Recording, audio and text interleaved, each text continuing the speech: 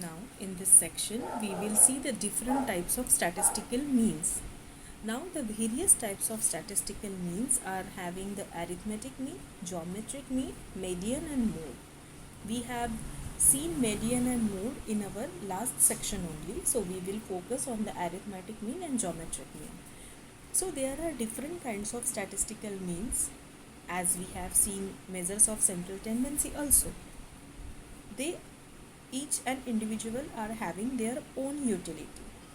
Means, for example, when we are saying about arithmetic mean, so it is frequently used in scientific experimentation, and when we are talking about the geometric mean, so it is used in finance to calculate the compounding quantities. When we are talking about median, it is used as a robust, means in the skewed data with the many outliers, and mode. It is frequently used in determining the most frequently occurring data. So, we will see them one by one. So, the arithmetic mean. As I said, the arithmetic mean is used in scientific experimentations.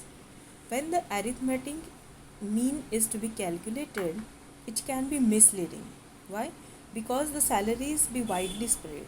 So, it might happen that uh, when we are talking about the arithmetic mean, what we are doing, we are considering the arithmetic mean and sum of all the data points. So, the arithmetic mean is perhaps the most commonly used statistical mean to measure the central tendency of data. Yes, it is the most commonly used statistical mean which is used to measure the central tendency of data, and the arithmetic mean is also one of the synonym for this is nothing but the average. So it is used in the most scientific experimentation because of its easiness. So the formula for arithmetic mean is x bar is equal to x1 plus x2 plus x3 plus xn divided by n, where x bar is the mean, x1 is the first value, x2 is the second value, x3 is the third value, xn is the last, that is the nth value, and n is nothing but the number of value. So by using this, we can calculate the arithmetic mean. Then comes the geometric mean. So geometric mean is relevant on certain sets of data. It is not useful for all types of data. As I said that geometric mean is used generally in finance. So it is used in relevant certain type of data, and it is different from the arithmetic mean. So geometric mean in a mathematical way we can say that it is the nth root of product of n numbers. So the geometric mean formula is, it is x bar geom is equal to under root of x1 x2 xn, that is nth root, sorry I should say nth root of x1 x2 raised to xn.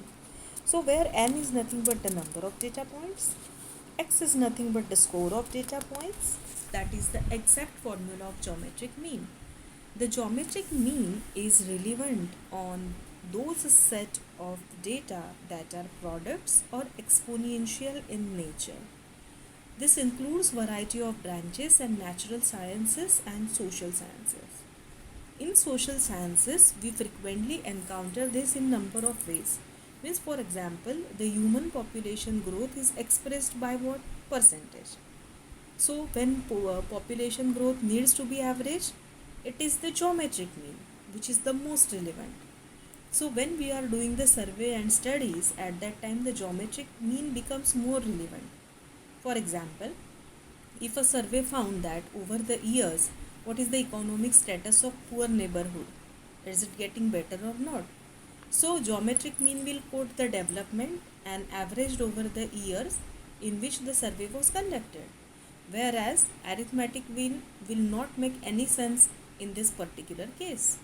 So we can see, according to the need, the arithmetic mean and the geometric mean is used. That's why it comes under the different type of statistical mean. So this was all about the different types of statistical means, that is arithmetic mean and geometric mean, and median and mode we have already covered. Now in the next section we will see the problems of estimation, that is population or sample. Thank you.